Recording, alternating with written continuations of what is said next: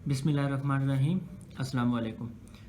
बच्चों, आज का जो हमारा टॉपिक है वो है फीडिंग रिलेशनशिप इन एनवायरनमेंट के डिफरेंट ऑर्गेनिज़म्स दूसरे ऑर्गेनिज़म से कैसे अपनी फूड गेन करते हैं, कैसे उसको यूज़ करते हैं और उनकी कैटेगरीज़ कौन कौन सी हैं, कौन से ऑर्गेनिज़म्स फूड अपनी प्रिपेयर करते हैं, कौन से नहीं करते और इनकी डिफरेंट जो कैटेगरीज़ हैं इन सबको आज हमने डिस्कस करना है। सबसे पहले तो ये कि जितने भी ऑर्गेनिज़म्स इस यूनिवर्स के अंदर हैं वो अपने जो फूड की रिक्वायरमेंट्स हैं उनको पूरा करने के लिए दूसरे ऑर्गेनिज़म्स पे डिपेंडेंट होते हैं। For example, all living organisms in environment have special relationship with each other to get food. For example, अगर हम अपनी मिसाल लें ह्यूमंस की, तो हम जो अपना खाना है वो ज़्यादातर हम वेजिटेबल्स यूज़ करते हैं और इसके साथ मीट यूज़ करते हैं। अब वेजिटेबल्स जो हैं वो डायरेक्टली हम प्लांट से गेन करते हैं और जो मीट है वो हम कुछ स्पेशल लाइक गोट है या काऊ आप कह सकते हैं, या इसी तरह हैन है, ये डिफरेंट हमारे सोर्सेज हैं मीट के। लेकिन उसके बरक्स अगर आप देखते हैं गोट को, तो वो भी प्लांट यूज़ करती है, प्लांट खाती है। इसी तरह काऊ देखें या हैन देखें, हैन है वो कुछ ग्रेन्स वगैरह भी यूज़ करती हैं। मतलब कि ये डिफरेंट जितने भी हमारा फूड सोर्स है, अगर इसको अल्टीमेटली हम देखें तो ये डिपेंड कर रहा है प्लांट्स के ऊपर। तो सिंपली हम डिपेंडेंट है किसी न किसी ऑर्गेनिज़म पे अपनी लाइफ को सस्टेन करने के लिए, अपनी लाइफ एक्टिविटीज़ को बरकरार रखने के लिए। तो हम कैटेगरीज़ में डिवाइड करते हैं डिफरेंट ऑर्गेनिज़म्स को, classified into 3 main categories on the mode of nutrition, कि जो उनके मोड ऑफ न्यूट्रिशन है कि वो अपनी एनर्जी कैसे गेन करते हैं। इसकी बिना पे उसको हम 3 बेसिक मोड्स में डिवाइड करते हैं। और पहला मोड आ जाता है प्रोड्यूसर्स का। ये ऐसे ऑर्गेनिज़म्स हैं जो कि अपनी खुराक खुद तैयार कर सकते हैं और इनके अंदर आ जाते हैं प्लांट्स, क्योंकि सिर्फ प्लांट्स ऐसे ऑर्गेनिज़म्स हैं जो कि अपनी खुराक खुद तैयार कर सकते हैं और इनको हम यूनिवर्सल प्रोड्यूसर्स का भी नाम देते हैं। और ये नाम इनको इसीलिए दिया जाता है क्योंकि ये अपनी खुराक खुद तैयार कर सकते हैं by the process of photosynthesis. ये हम पहले पढ़ चुके हैं, फोटोसिंथेसिस प्रोसेस के अंदर फूड कैसे प्रिपेयर होती है प्लांट्स के अंदर। तो plants are known as universal producers because they can make their own food by photosynthesis process. ये फोटोसिंथेसिस प्रोसेस हम पहले डिस्कस कर चुके हैं, तो यहाँ पे प्रोड्यूसर्स के बारे में आपने सिर्फ ये डिस्कस करना है, ये चीज़ याद रखनी है कि plants are known as universal producers.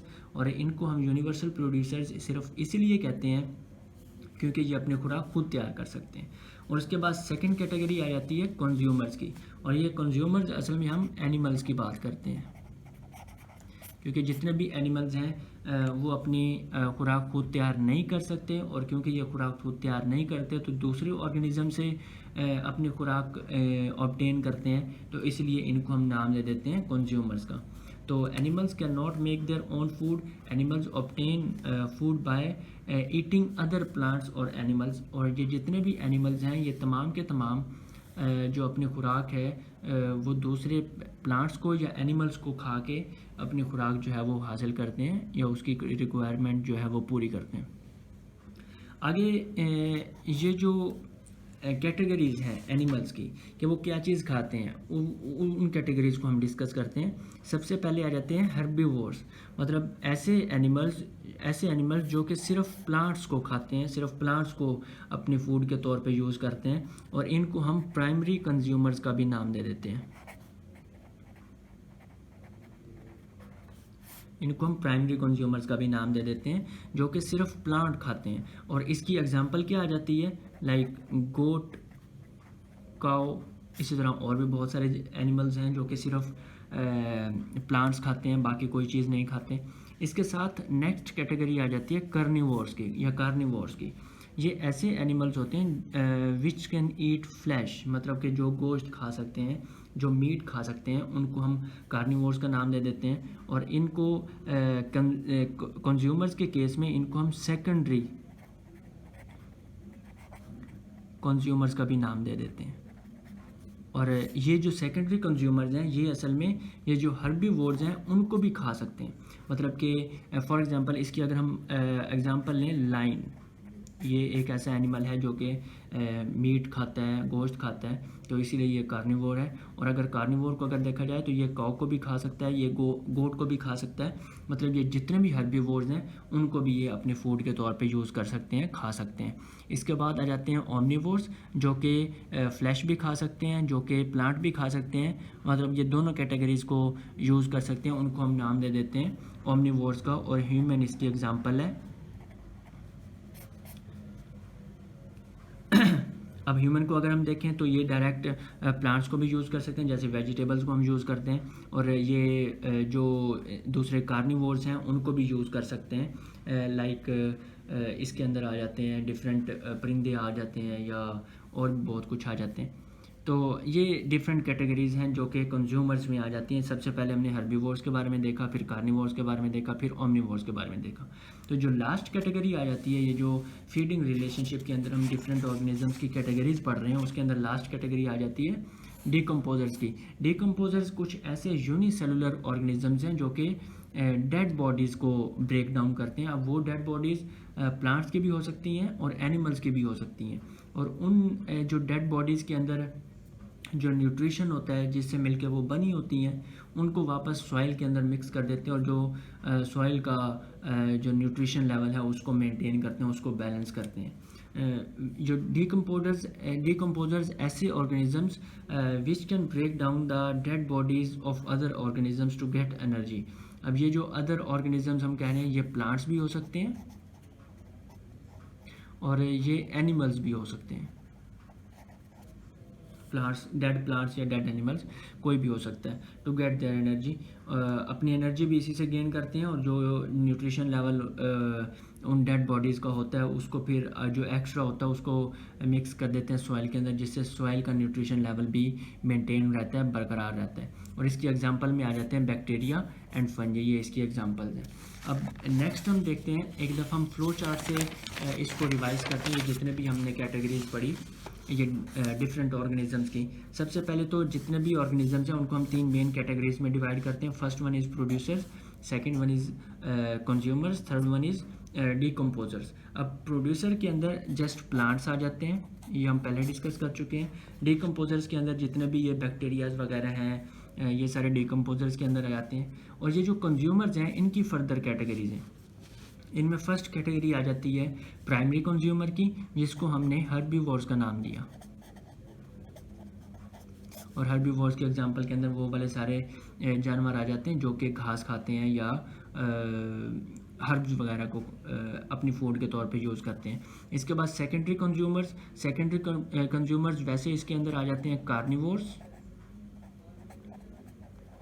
वो वाले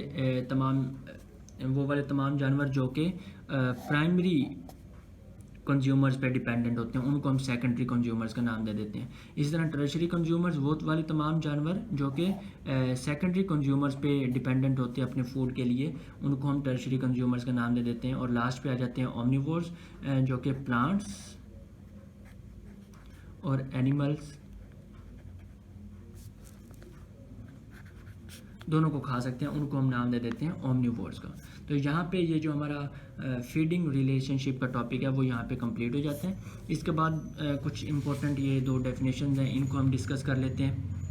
food chain, the flow of energy in the form of food from one organism to other is called food chain. मतलब कि आप कोई भी एक चीज़ खाते हैं, कोई भी एक फल खाते हैं, तो उस प्लांट से जो आप तक जो एनर्जी का फ्लो है उसको हम नाम दे देते हैं फूड चेन का। स्टार्ट्स विद द प्लांट, मतलब एक प्लांट से ये फूड चेन स्टार्ट होती है। एंड्स विद द डिकम्पोजर, मतलब कि ये जितने भी जब तक उस पूरी फूड का ब्रेक डाउन नहीं हो जाता है, इस पूरे जो उस फूड ट्रैवलिंग है उसको हम फूड चेन का नाम दे देते हैं।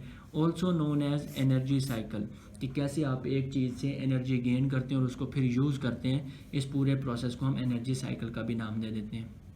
यहाँ पे इंपॉर्टेंट सिर्फ इसकी डेफिनेशन है कि the flow of energy in the form of food from one organism to other is called food chain. और इसके साथ आ जाता है फूड वेब। और फूड वेब से पहले हम ये चीज़ समझते हैं कि कोई भी ऑर्गेनिज्म है वो सिर्फ एक चीज़ पे ज़िंदा नहीं रह सकता। मतलब अगर हम अपनी एग्जांपल लें, ह्यूमन की एग्जांपल लें, तो हम सिर्फ कोई एक चीज़ नहीं खाते, हम बहुत सारी चीज़ें खाते हैं, लाइक उसके अंदर खाने के अंदर हमारे कोई ब्रेड हो सकता है, खाने के अंदर हमारे फ्रूट्स हो सकते हैं, डिफरेंट काइंड्स के फ्रूट्स हो सकते हैं। मतलब इस पूरे हमें ज़िंदा रहने के लिए डिफरेंट टाइप्स की चीज़ें खानी पड़ती हैं। तो ये जो एक फूड चेन था, कोई एक चीज़ हम खाते हैं वो हमारी एक फूड चेन बनती है, लेकिन डिफरेंट टाइप की जो चीज़ें खाते हैं वो कॉम्बिनेशन ऑफ फूड चेन्स बनता है, और इस कॉम्बिनेशन को हम फूड वेब का नाम दे देते हैं। The combination of food chains in an ecosystem is called food web. अब इसकी एग्जांपल के तौर पे जैसे हमने अपनी एग्जांपल ली, इसी के साथ ही हम एक और एग्जांपल लेते हैं, like a squirrel does not feed only on nuts. के ये जो स्क्वायरल एक छोटा सा एनिमल है, ये सिर्फ नट्स नहीं खाता या सिर्फ उसी पे ही अपनी ज़िंदगी नहीं गुजारता, लेकिन उसके साथ वो कुछ प्लांट्स भी खा सकता है। तो इसलिए अगर तो ये सिर्फ नट्स खाए तो ये एक फूड चेन बनती है, लेकिन अगर इसके साथ ये बाकी प्लांट्स को भी खाना शुरू कर दें तो ये एक फूड वेब बन जाता है, जिसके अंदर डिफरेंट जो फूड्स हैं वो ट्रैवल कर रहे हैं, या वो और एक ऑर्गेनिज्म जो है वो डिफरेंट जो फूड सोर्सेज हैं उनको यूज़ कर रहे हैं। तो इसलिए ये जो कॉम्बिनेशन ऑफ फूड चेन बनता है इसको हम फूड वेब का नाम दे देते हैं। तो बच्चों यहाँ पे हमारा आज का टॉपिक कंप्लीट हो जाता है, और इसमें अगर आपका कोई क्वेश्चन हो तो वो आप पूछ सकते हैं। अल्लाह हाफिज़।